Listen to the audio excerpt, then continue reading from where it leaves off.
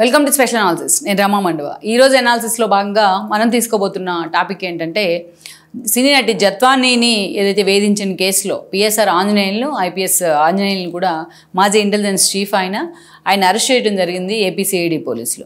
Arrest చేసిన తర్వాత ఆంజనేయులు చెప్తున్న సమాధానాలు కానీ ఆయన కొన్ని విషయాల్లో వివరిస్తున్న వ్యవహారం కానీ నిజంగా ఏపీ పోలీసులను కూడా షాక్ గురి చేస్తూ ఉంది.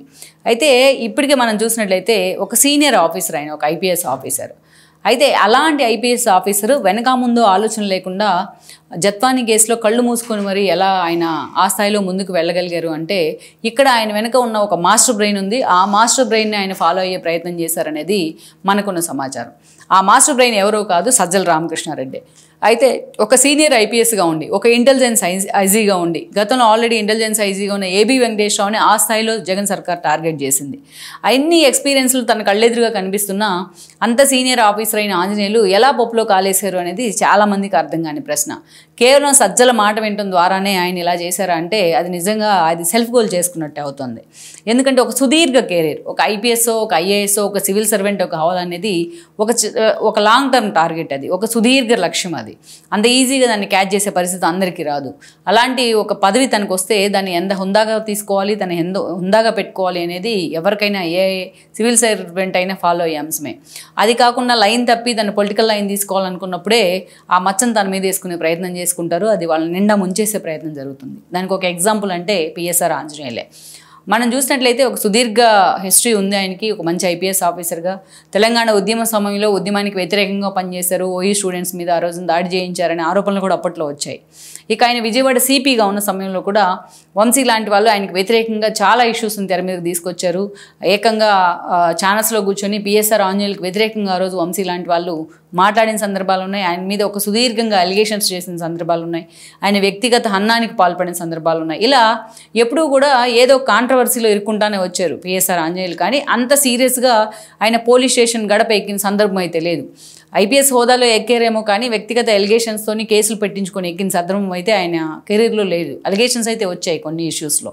ఇక ఆ తర్వాత మనం చూసినట్లయితే టీడీపీ సర్కారు అధికారంలో ఉన్నప్పుడు 2014 నుంచి 19 వరకు బట్ ఆ స్థాయిలో పిఎస్ఆర్ ఆంజనేయులకి అయితే అంత ప్రయారిటీ అయితే దక్కలేదు.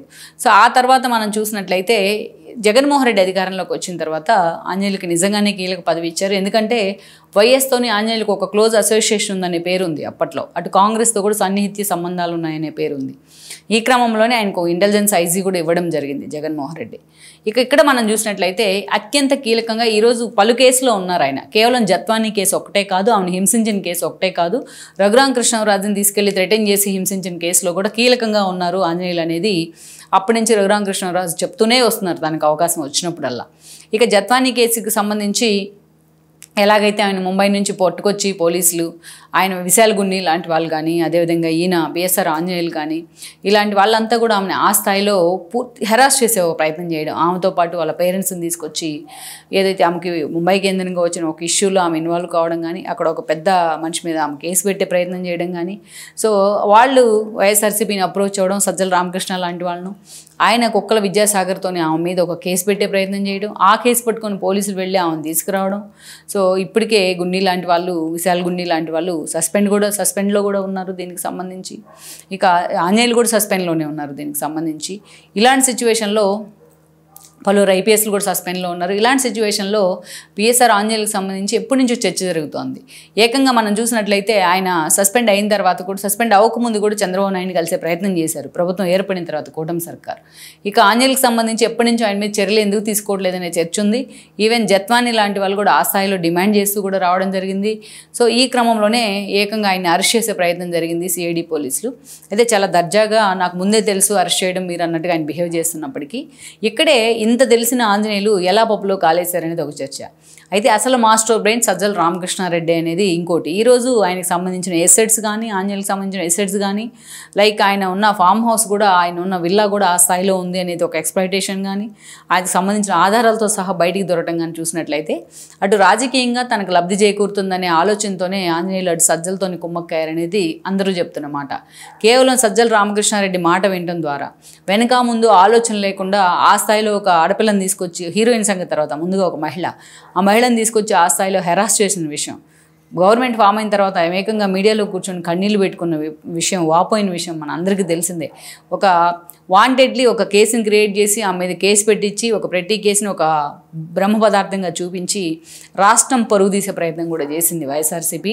ఆ కేసులో ప్రధాన నిందితుడిగా ఉంది జత్వానీని. కానీ అదే జత్వానీ నాకు ఎవరో తెలియదంటూ కూడా ఈరోజు ఆంజనేయులు మాట్లాడుతూ ఉన్నారు. బట్ సజ్జల రామకృష్ణారెడ్డికి ఉన్న లింకుల కారణంగానే సజ్జల రామకృష్ణారెడ్డి ఆదేశాల ప్రకారమే ఆమెను పట్టుకొచ్చి ఈ స్థాయిలో ఆమెను హెరాస్ చేసినట్టు, రాష్ట్రం పరువు తీసే ప్రయత్నం చేసినట్టయితే వార్తలు వస్తున్నాయి. మొత్తానికైతే మాత్రం ఇంత సీనియర్ ఆఫీసర్ అయిన ఆంజనేయులు, ఇంత తెలివి ఉన్న ఆఫీసర్ అని పేరున్న ఆంజనేయులు ఇంత చిన్న ఇష్యూలు ఆయన ఎలా ఇరుక్కోగలిగాడు అనేది చాలామందికి అర్థం కాని ఒక ప్రశ్న. మరి జత్వానీ కేసు విషయంలో ఆయన ఎంతవరకు బయటపడే అవకాశం ఉంటుంది? ఒకవేళ దీని నుంచి బయటపడినా రఘురామ కృష్ణరాజు హెరాస్మెంట్ కేసు విషయంలో ప్రభుత్వం అంతే స్థాయిలో ఆయన మీద స్టబోర్న్గా ఉండే అవకాశం అయితే స్పష్టంగా కనిపిస్తోంది. విశాల్ గున్నీకి సంబంధించి మనం చూసాం, విశాల్ గున్నీ సస్పెండ్ అయ్యారు, పిఎస్ఆర్ ఆంజనేయులు సస్పెండ్ అయ్యారు. అదేవిధంగా చూసినట్లయితే క్రాంతిరాణ టాటా కూడా సస్పెండ్ కావడం జరిగింది. మొత్తానికి ఈ ముగ్గురు సస్పెన్షన్లో ఉన్న ముఖ్యంగా ఈరోజు సిఎస్ఆర్ ఆంజనేయుల విషయంలో అనేక విమర్శలు ఉన్నాయి. జత్వానీ విషయంలోనే కాదు, రఘురామ కృష్ణరాజు విషయంలో కూడా, రఘురామ కృష్ణరాజు హెరాస్మెంట్ విషయంలో కూడా ఆయన మీద ఎప్పటి నుంచో ఆరోపణలు ఉన్నాయి. సో కీలకంగా ఈ కేసు అయితే మారబోతోంది. మరి ఈ కేసు విషయంలో తన కెరీర్ కూడా ఇక్కడే క్లోజ్ అయ్యే అవకాశాలు కూడా కనిపిస్తున్నాయి రామాంజనేయులకి. మరి లెట్స్ సీ ఆయన ఎంతవరకు ఈ కేసు నుంచి బయటపడగలదు అనేది మనం చూడాలి.